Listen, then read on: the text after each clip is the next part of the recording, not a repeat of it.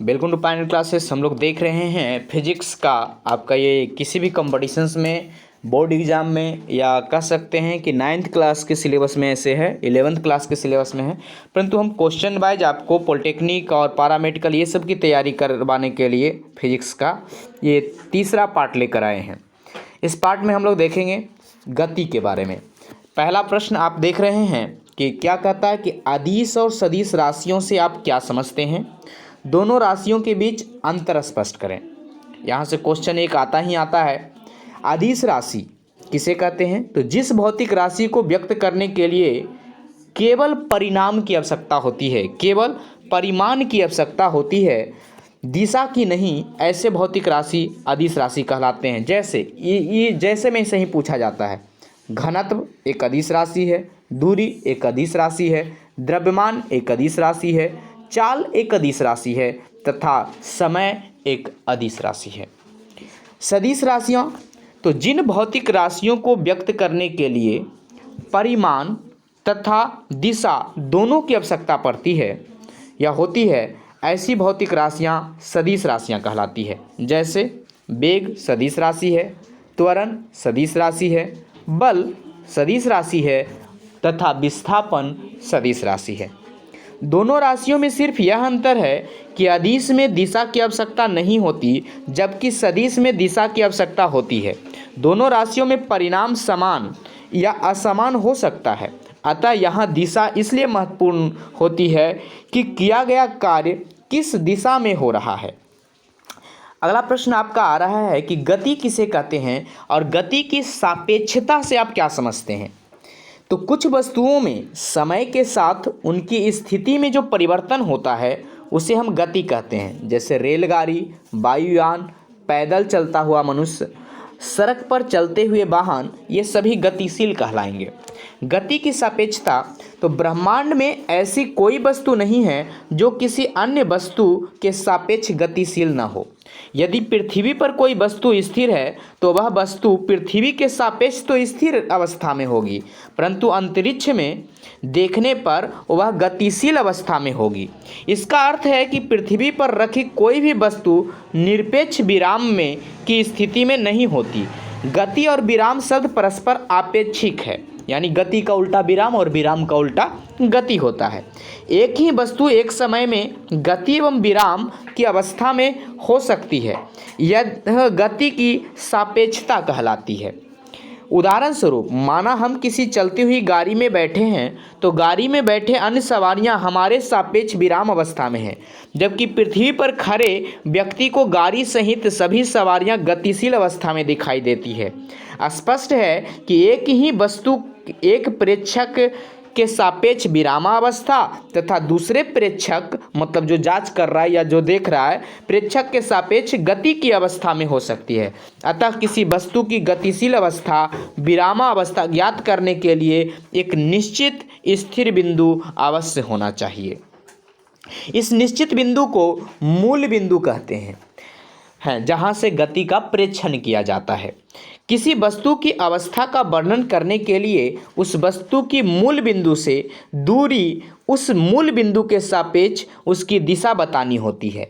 गतिशील अवस्था के समय के साथ वस्तु की मूल बिंदु से दूरी या मूल बिंदु के सापेक्ष उसकी दिशा दोनों में परिवर्तन होता है। आगे गति के प्रकार लिखिए तथा उनका उदाहरण सहित संक्षिप्त वर्णन करें। गतियाँ विभिन्न प्रकार की होती है। जैसे पहला, ऋजु रेखीय गति या इसी को रैखिक गति भी कहा जाता है। यदि कोई वस्तु एक सरल रेखा में गति करती है तो इसे ऋजु रेखीय गति कहते हैं। जैसे किसी मीनार से ऊर्ध्वाधर नीचे गिराई गई गेंद की गति, सीधी सड़क पर दौड़ती हुई गाड़ी की गति एक ऋजु रेखिक गति है। वहीं वृत्तीय गति या इसी को वक्र रेखीय गति भी कहते हैं। यदि वस्तु एक वक्र रेखा या वृत्त आकार में गति करती है तो इसे वक्र रेखीय या वृत्तीय गति कहते हैं। जैसे किसी घुमावदार स्थान पर किसी साइकिल सवार की जो गति होती है वो वृत्तीय गति होती है या वक्र रेखीय गति होती है। दोलन गति, जब कोई पिंड एक निश्चित बिंदु के इधर उधर एक ही पथ पर गति करता है तो यह दोलन गति कहलाता है। जैसे दीवार घड़ी में पेंडुलम की गति क्या होती है? दोलन गति होती है। आगे है दोस्तों अनियमित गति। जब कोई वस्तु गति करते हुए अपनी दिशा निरंतर बदलती रहती है तो उस वस्तु की गति अनियमित गति कहलाती है। जैसे फूलों पर मंडराते भौरों की गति अनियमित गति कहलाएगी। आगे है दोस्तों चाल, दूरी, वेग तथा विस्थापन की परिभाषा लिखिए। चाल तथा वेग एवं दूरी तथा विस्थापन में अंतर स्पष्ट करें। तो चलिए सबसे पहले चलते हैं चाल किसे कहते हैं। तो किसी वस्तु द्वारा एकांक समयांतराल में मतलब इकाई समय में चली गई दूरी को वस्तु की चाल कहते हैं। दूसरे शब्दों में वस्तु की स्थिति में परिवर्तन की दर को उस वस्तु की चाल कहा जाता है। चाल एक अदिश राशि है और इसे भी से सूचित प्रदर्शित करते हैं। दूरी किसी गतिशील वस्तु द्वारा एक निश्चित समय में तय किए गए मार्ग की कुल लंबाई को उस वस्तु द्वारा चली गई कुल दूरी कहलाएगी। यह एक अदिश राशि है और इसे एस द्वारा सूचित करते हैं। वेग वस्तु की चाल के साथ दिशा ज्ञात होने से वस्तु का वेग प्राप्त होता है। अतः किसी वस्तु द्वारा एकांक समयांतराल में एक निश्चित दिशा में तय की गई दूरी को उस वस्तु का वेग कहते हैं। यह एक सदिश राशि है और इसे भी के ऊपर तीर चिन्ह के द्वारा सूचित करते हैं। विस्थापन किसी गतिशील वस्तु की एक निश्चित दिशा में प्रारंभिक स्थिति से अंतिम स्थिति के बीच के न्यूनतम दूरी को वस्तु का विस्थापन कहते हैं और यह एक सदिश राशि है। चाल तथा वेग में अंतर ये पूछा जाता है आपसे बहुत बार। कहते हैं किसी वस्तु द्वारा एकांक समयांतराल में चली गई दूरी को उस वस्तु का चाल कहते हैं।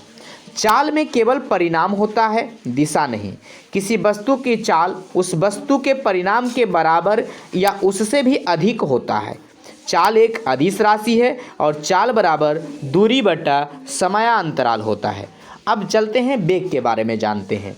किसी वस्तु द्वारा एकांक समयांतराल में तय किए गए विस्थापन को यानी निश्चित दिशा में तय किए गए दूरी को एकांक समय में वस्तु का वेग कहते हैं। वेग में परिणाम के साथ दिशा भी होता है। किसी वस्तु के वेग का परिमाण उस वस्तु की चाल से अधिक नहीं हो सकता। वेग एक सदिश राशि है और वेग बराबर होता है विस्थापन बटा समयांतराल। आगे हम लोग जानते हैं दूरी और विस्थापन में अंतर। तो क्या है दोस्तों, दूरी के बारे में पहले जानते हैं। दूरी सदैव धनात्मक होती है। दूरी केवल परिमाण को व्यक्त करती है और दूरी अदिश राशि है।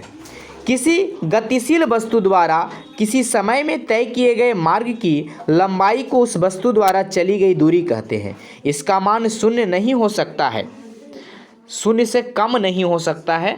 आगे विस्थापन धनात्मक, ऋणात्मक और शून्य भी हो सकता है। विस्थापन परिणाम तथा दिशा दोनों को व्यक्त करता है। विस्थापन सदिश राशि है। किसी निश्चित दिशा में किसी गतिशील वस्तु की अंतिम तथा प्रारंभिक स्थितियों के बीच की दूरी को वस्तु का विस्थापन कहते हैं। इसका मान शून्य भी हो सकता है। आगे है दोस्तों, वेग के प्रमुख प्रकारों का उदाहरण सहित उल्लेख कीजिए।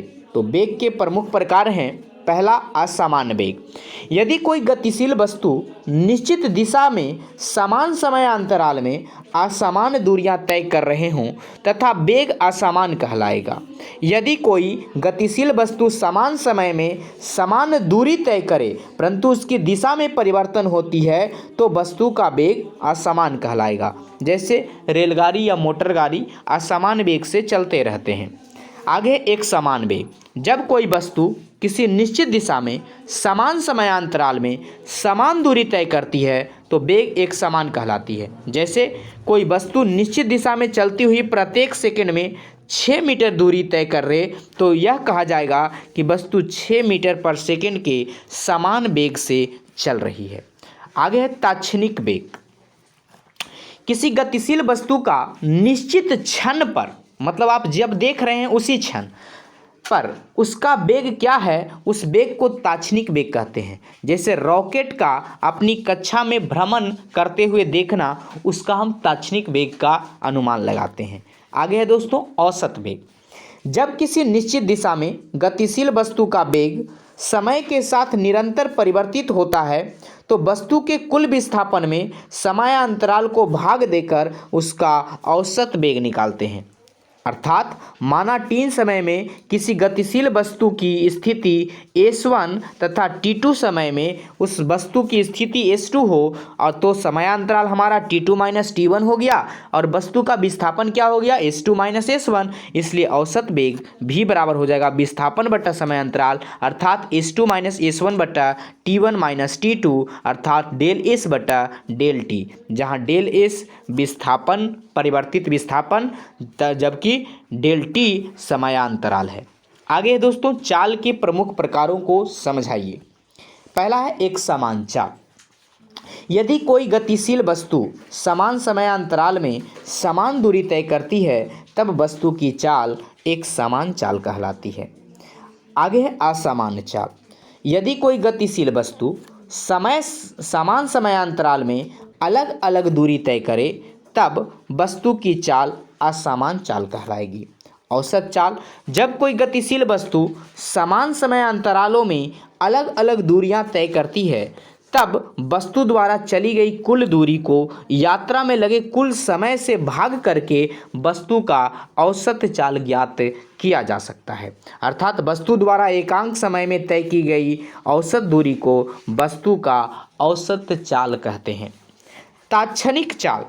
किसी निश्चित क्षण या विशेष समय पर गतिशील चाल को ताक्षणिक चाल कहते हैं। अर्थात किसी क्षण पर उत्पन्न सूक्ष्म समयांतराल में वस्तु द्वारा चली गई दूरी तथा सूक्ष्म समयांतराल के अनुपात को वस्तु का ताक्षणिक समय चाल कहते हैं। अर्थात हम जिस वक्त किसी वस्तु को देख रहे हैं, गतिशील वस्तु को देख रहे हैं, उस वक्त का जो उसका चाल होगा वो ताक्षणिक चाल कहलाएगा। आगे दोस्तों त्वरण किसे कहते हैं, इसका मात्रक क्या है और त्वरण के प्रमुख प्रकारों का उल्लेख कीजिए। तो चलिए त्वरण। यदि किसी गतिशील वस्तु के वेग में निरंतर परिवर्तन होता है तो उसकी गति त्वरित गति कहलाती है। एकांक समय में किसी गतिशील वस्तु के वेग में हुए परिवर्तन को त्वरण कहते हैं। अर्थात किसी वस्तु के वेग परिवर्तन की दर को उस वस्तु का त्वरण कहते हैं। त्वरण को प्रायः ए से प्रदर्शित करते हैं। यह एक सदिश राशि है और इसका मात्रक मीटर पर सेकेंड स्क्वायर होता है। त्वरण बराबर होता है वेग में परिवर्तन बटा समयांतराल, अर्थात ए बराबर v माइनस यू बटा टी, जहाँ v अंतिम वेग और u प्रारंभिक वेग है तथा t समयांतराल है। त्वरण के प्रकार। तो पहला है एक समान त्वरण। यदि किसी वस्तु में समान समयांतराल में वेग में परिवर्तन समान हो तो उसका त्वरण एक समान त्वरण कहलाएगा। जैसे गुरुत्व के प्रभाव से स्वतंत्र रूप से नीचे गिरती हुई वस्तु का त्वरण एक समान होता है और जिसका मान 9.8 मीटर पर सेकेंड होता है, सेकेंड स्क्वायर होता है। आगे है दोस्तों असमान त्वरण। जब समान समयांतरालों में किसी वस्तु के वेग में परिवर्तन अलग अलग हो तो वस्तु का त्वरण असमान त्वरण कहलाता है। जैसे सड़क पर अत्यधिक ट्रैफिक होने के कारण बार बार ब्रेक का प्रयोग करके बस की चाल कभी धीमी कभी तेज करनी पड़ती है, ऐसे समय बस का त्वरण असमान होता है। आगे दोस्तों धनात्मक, ऋणात्मक तथा शून्य त्वरण। जब कोई वस्तु एक समान गति से गति करती है तो उसका वेग नियत रहता है। वेग में परिवर्तन शून्य होने से त्वरण भी शून्य हो जाता है। अब यदि वस्तु के वेग के परिमाण में समय के साथ साथ वृद्धि होती है तो वस्तु का त्वरण धनात्मक होता है। यदि वस्तु के वेग के परिमाण में समय के साथ साथ कमी होती है तो वस्तु का त्वरण ऋणात्मक होता है। आगे दोस्तों विस्थापन समय ग्राफ का उदाहरण सहित वर्णन कीजिए। विस्थापन समय ग्राफ, जैसा कि आप यहाँ चित्र में देख सकते हैं, इस चित्र से आपको जो विस्थापन समय ग्राफ से जो वेग निकालना है तो वो आप आसानी से इस चित्र के अनुसार निकाल सकते हैं। ठीक है, तो विस्थापन समय ग्राफ क्या होता है? यदि किसी गतिशील वस्तु का अलग अलग समयों पर विस्थापन मापकर समय t एवं विस्थापन s में ग्राफ खींचें तो इसे हम विस्थापन समय ग्राफ कहते हैं, जैसा कि आपको यहाँ दिखाया गया है। आगे है दोस्तों, चाल समय ग्राफ का उदाहरण सहित वर्णन कीजिए। तो पहले जान लेते हैं चाल समय ग्राफ क्या है। किसी गतिशील वस्तु की चाल समय के साथ नियत रहती है, अर्थात वस्तु एक समान चाल से गति कर सकती है। यदि वस्तु की चाल समय के साथ परिवर्तित हो रही हो तो ऐसी गति को त्वरित गति कहते हैं, और समय को x अक्ष पर तथा चाल को y अक्ष पर लेकर खींचा गया ग्राफ चाल समय ग्राफ कहलाता है। चाल समय ग्राफ में जब वस्तु की चाल एक समान या नियत होती है तब चाल समय ग्राफ से दूरी ज्ञात की जाती है, तो उसके नीचे का क्षेत्रफल ज्ञात कर लेते हैं हम लोग। आगे दोस्तों, जब वस्तु की चाल एक निश्चित दर से परिवर्तित होती है तब चाल समय ग्राफ से दूरी ज्ञात की जा सकती है, जो कि आपको यहाँ दिया गया है। वेग समय ग्राफ का वर्णन कीजिए तथा इसके त्वरण ज्ञात करने की प्रक्रिया को लिखें। यदि किसी गतिशील वस्तु का अलग अलग समयों पर वेग मापकर समय t एवं वेग v के बीच ग्राफ खींचें तो इसे वेग समय ग्राफ कहते हैं, और इससे गतिशील वस्तु का त्वरण तथा विस्थापन दोनों ही ज्ञात किया जा सकता है। एक समान वेग से गतिशील वस्तु के वेग समय ग्राफ से विस्थापन ज्ञात किया जा सकता है, उसके नीचे के एरियाज का क्षेत्रफल निकालकर। एक समान त्वरित गति से गतिशील वस्तु के वेग समय ग्राफ से विस्थापन निकाला जा सकता है। आगे दोस्तों, वेग समय ग्राफ से त्वरण निकालना, तो ये सब हम लोग न्यूमेरिकल करेंगे तो उस वक्त देख लेंगे।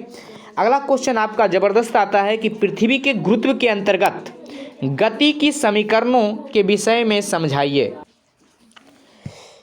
कहता है पृथ्वी के गुरुत्व के अंतर्गत गति यदि किसी वस्तु की ऊंचाई से मुक्त रूप से छोड़ दिए जाएं ऊंचाई पर ले जाकर, तो वह नीचे की ओर ऊर्ध्वाधर दिशा में गिरने लगती है।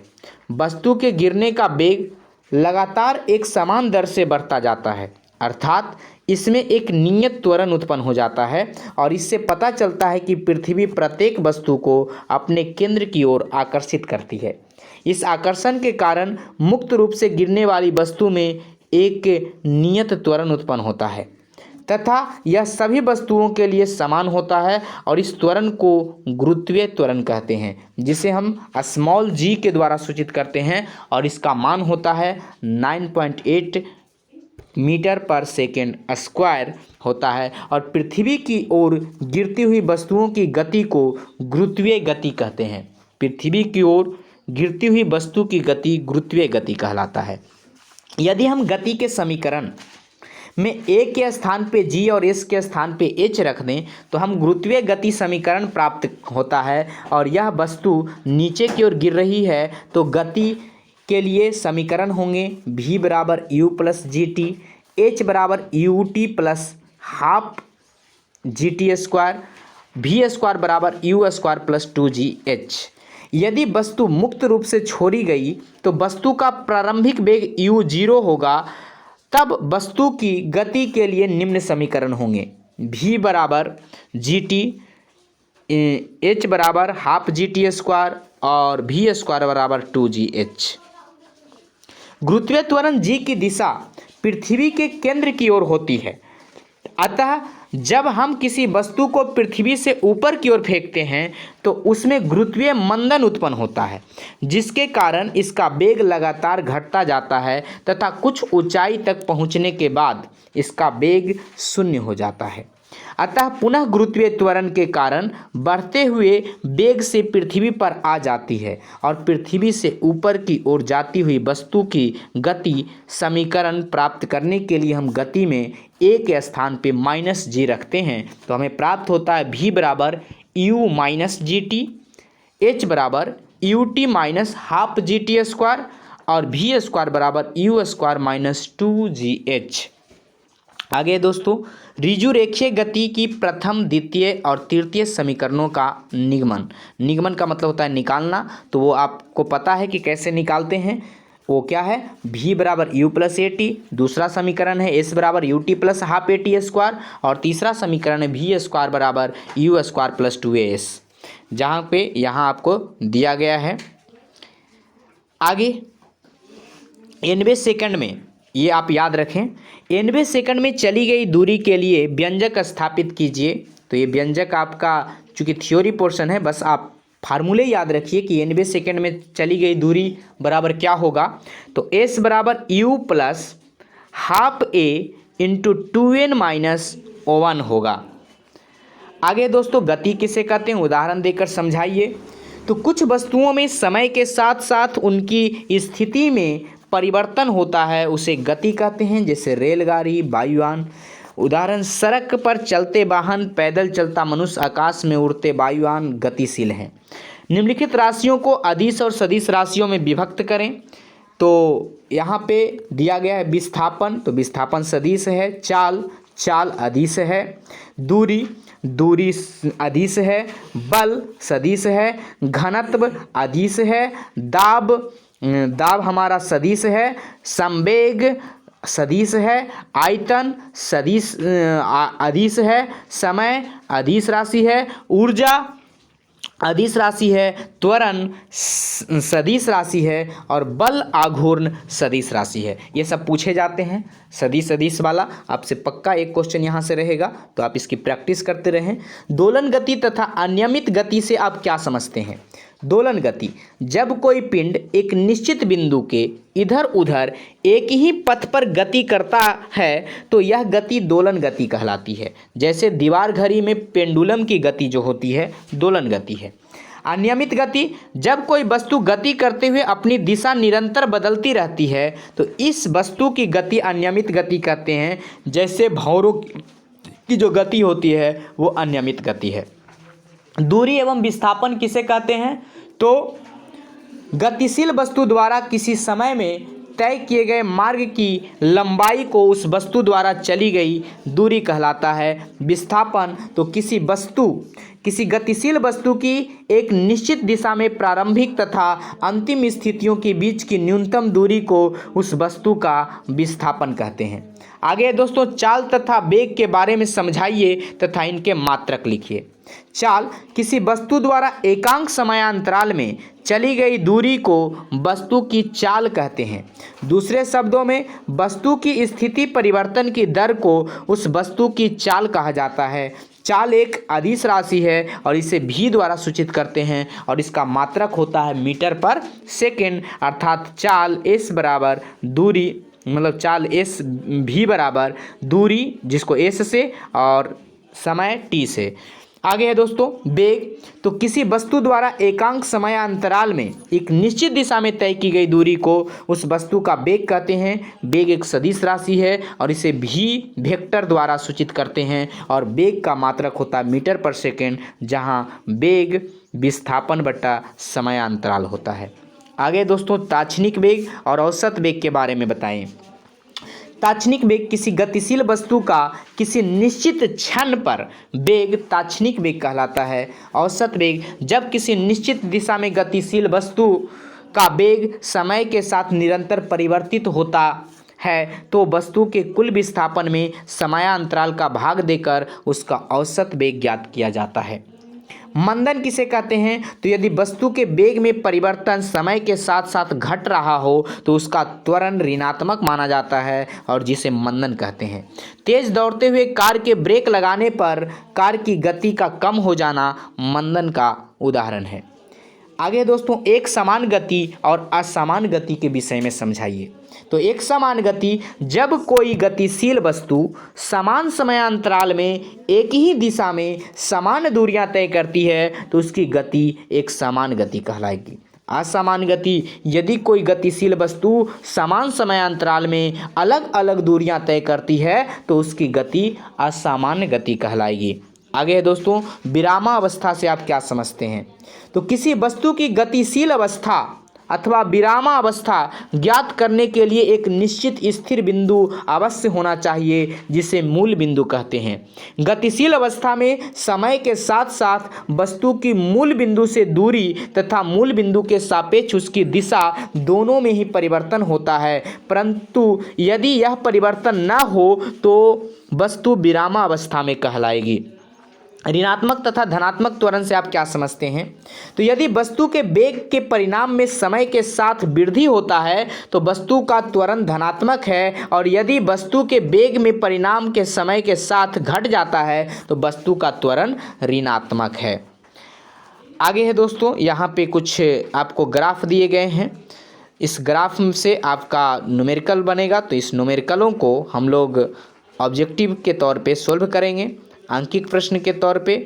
तो गुड लक, फिर मिलेंगे अगले क्लास में। ये लाइव वीडियोज़ में आपका सोल्व कर दिया जाएगा, तो बने रहें पायनियर पॉलिटेक्निक की तैयारी